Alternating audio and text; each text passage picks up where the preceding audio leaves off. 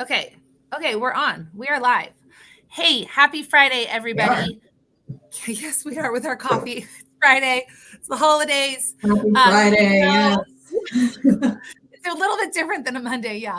Um, Katie Mo with Connect California Homes coming to you with my friend and partner, Jenna Gray with Guaranteed Rate. We got on a couple weeks ago to just talk about loan limits when they changed. If you don't have that, we can go back. It's posted online if you didn't see that conversation about when our conforming limits were announced, which was really great for us here in the Bay Area. And we decided that we want to do this more often. There's Yeah. lots to talk about in our market. I am a local realtor here in the East Bay. I've been a realtor for 17 years, live in Pleasanton. And then Jenna, why don't you quick intro and then we'll jump in. Yeah, same. I've been in the mortgage business for over 18, almost 19 years. I've lived in the Bay Area for better or for worse my whole life too. So a lot of local knowledge. Yes. So we are trying to make this short and sweet. We want it to be relevant. There's always something we could talk about. We are both working spouses, moms, wives, daughters, all the things. We both have kids. And we love our job. We love Yeah. our clients. We love where we live. So we just want to share and just kind of do a quick check-in.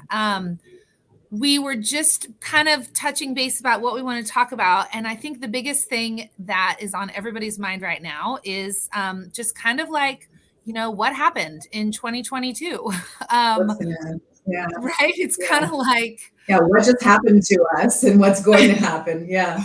like where we started What 22. happened in 2022? where Yeah. we where we started 22 to where we are right now, nobody could have predicted, which is something Jen is going to talk about because we did have a little Yeah. chat in January or February of this year talking about 22 predictions. And we were all wrong. We were all wrong. So I think just the thing that Everybody was wrong. Everybody. right, Yeah. Nobody everybody, could have right? predicted that. So the thing that comes to mind for me specifically about inventory, and that's what a lot of people have been talking about. 1 year ago right now in Pleasanton, which is my hometown where I live with my family, we had one house. It was on Via Quito. I think I showed it to 7 buyers. One house on the market, one house out of the entire city. I think that house got 47 offers or something like that. It was insane. And we then all of a sudden the year starts and we peaked in June or July with over in Pleasanton, I think around 115, 118 may have been the top. I can't remember the last time we hit the century mark in our town with inventory. So we peaked with inventory over the summer. We all felt it. We still didn't really know what was going on, but it just felt different. And then now here we are, December, 2 weeks away from the year ending. And I think we have about 37 houses on the market, which still feels very, short, in terms of inventory shortage. We still have, technically, if you look at all the terms, our month supply is still very low, where many economists would define a seller's market. We still are in a seller's market. However, which we'll talk about in a little bit, we are in a very different seller's market. So Jenna, what about you? Like your predictions and where they went for 22? Yeah, I mean, we had, like we were talking about, we had, one of these kind of chats beginning of the year, and every expert out there, I mean, like we had 4 different sources saying that rates were going to go to 3.7%, right? We saw rates in the 7s this year. So predictions were way off. What happened is inflation went crazy. We had the war in Russia, Ukraine, right? That cut off supply chains, that created this oil shortage, and all this inflation went crazy, right? Prices went crazy. And so that's what happened to interest rates. It couldn't have been predicted, right? You can't really predict these things, and it caused interest rates to go crazy. So, as a result, you had kind of this flurry, right? All these buyers, and they were pre-approved in the 2s and the 3s, thinking like that was kind of like the norm. And then all of a sudden rates went to 4% and then 5% and 6% and then 7%. And yeah, it really was an interesting shift in the psychology of the buyer, certainly. Yeah. And yeah, again, nobody could have predicted that was going to happen. Just real quick, where are we today? I know that there's some news that came out this week that was positive in the sense of inflation easing up. Yeah. How did the mortgage market respond to that? You know, it's interesting because the Fed has kind of laid out these Fed rate hikes, right? They've told us that we knew that they were going to raise them 50 basis points over this last Fed meeting. We knew the previous one was going to be 75 basis points. We know the next one's going to be 25 basis points. The big market mover is inflation news, right? CPI, core CPI. And it peaked inflation in June at 9.1, right? Now it's down to, 7, right? It's like, it's like dropped. It's like just substantially dropped. And so as we've seen inflation come down, we've seen interest rates come down. They kind of peaked at 7%. Now they're kind of like high 5s, right? Kind of mid to high 5s. Mm-hmm. So in just a short period of time, probably 2 months, month and a half, we've seen them go from 7 and 1/8, 7 1/4, down to like 5 3/4, right? So they're dropping quickly. The prediction, and again, here are the predictions, right? The Fed is saying that in 2023, that they want to see rates somewhere in the low 5s, right? And I think that's realistic. Yeah. Q2. Yeah. I think, if we're at 5 3/4 today, it's very likely that as inflation continues to come down, we've definitely seen the peak, it seems. And as we see it kind of start to come down, we're going to start to see rates come down into the low 5s. That's totally feasible. Okay, so that takes me to kind of the next thing we wanted to talk about. And I'm going to go back and forth between 22 and 23 because you did kind of talk about this. Yeah. We both agree. 22 buyers, obviously the cyclone, the roller coaster, whatever you want to call it, that the buyer psychology was on was insane. And I think that it's just, 5 3/4 is amazing. That's still a great rate. Anywhere in the 5s is still a great rate. Yeah. But I feel that this, again, the psychology has been so intense, and there always has to be a motivating factor for why someone is choosing to buy, or sell, but specifically with buyers. For the longest time, it was get in before the prices go up, get in while the rates were low. There's an inventory shortage. To me, it felt like all of these motivating factors were all hitting all of us at one time. Whereas usually there's just like 1 or 2 motivating factors that are causing buyers to get off the fence. And I feel like from 2020 until early 22, it was like everything was in play. And so as we go into this next year, how do you think, and I know this is big, this is where we both wish we had our crystal ball, and everybody thinks they have the crystal ball. Do you think, in your experience with buyers, what do you think what are you hearing from your buyer clients that is that motivating tipping point? Is it price? Is it rate? Or is it just true, I want to buy a house and I want to figure out how to make it work?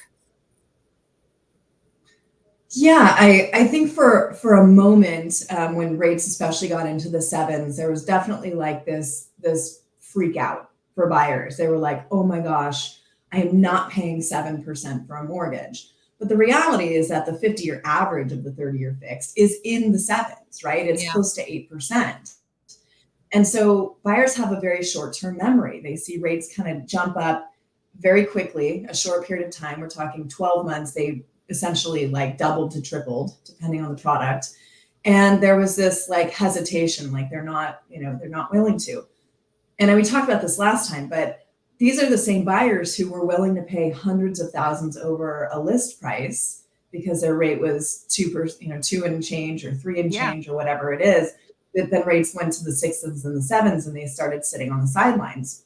So I think what we've seen prices kind of like normalize. I wouldn't say, they've necessarily like declined so much. I think we're kind of where we would have been, right? Yes. With a normal appreciation over the last few years. We saw a spike, and of course they've come down, but it's more like normal where we would have been. And I think now that rates are on the trend down, right? We know inflation's coming down. That's inevitable, right? With the Fed rate hikes, they are slowing down the economy in doing so. We're going to start to see buyers say, okay, I feel like I can offer on a property, possibly keep my contingencies in place, Yes. not offer an exorbitant amount over list price, right? And there's just more of like collaboration between buyer and seller, where before it was just seller's market, period. Yeah. And buyers were just like having the hardest time getting into contract. And now you can offer on a home. I'm starting to see multiple offers. I have clients who offered this week. They have multiple offers on properties. But it's more of a fair offering process. You know what I mean? Yes, I agree. And so switching to the idea of buyers fair offering process, and this is kind of more, seller psychology of 2023. Everything that we're hearing now and that I'm seeing is that the people that are choosing to sell because they really have to or they want to. And so I have been telling people when they ask me, oh, is the market slowing down? And I'm like, well, yeah, but in all the best ways, because to me, the sellers that are selling want to or have to. And so the motivation is very genuine on both sides. And that's to me what I love is on the buyer side, it is genuine. And on the seller side, it is genuine. Therefore, you have, like you said, contingencies. You have the ability to negotiate. It's how real estate is supposed to happen. We're supposed to be able to create a deal that both parties feel is fair. Feel good about, right? Yes. And so I think that it's really good. I think that the sellers, there's still some education that we have to do because they are still kind of hoping they could get last year's numbers. And some of them are still a little upset that they're not getting it. So actually what I've been doing a lot with my clients is I've been running averages that you talked about, where I will look at average sold price in their specific neighborhood over the last 3 years. And it shows in every situation that their value right now, despite any sort of decrease or correction or whatever you want to call it that we have had, they are still like on average about $300,000 ahead of where they were 3 years ago before the pandemic. Right. So sellers are I still. think what sellers also have to realize. Go ahead. Sorry. I think what sellers have to realize is if they're selling in last year's market, they're buying in last year's market. Yes. Right. So now you sold for a really high price. You also are buying for a really high price, and you had all that competition as well. So if you're a seller selling in this market, sure, maybe you didn't get the peak price, but you're also moving into a market where you as a buyer have more opportunity to negotiate your price and get a fair deal on a property. So, I think it's really mutually beneficial. And I think that as we go into the year, because we're coming on about 15 minutes of chat time, as we go on to the year, one of the things I want to talk or just briefly touch on is the fact that you and I, again, we're talking about how everybody is making their prediction for next year. Realtor.com, NAR, MBA, Zelman, Warren Buffett, like everybody is predicting. And I'm just going to flat out say everybody's wrong because nobody knows.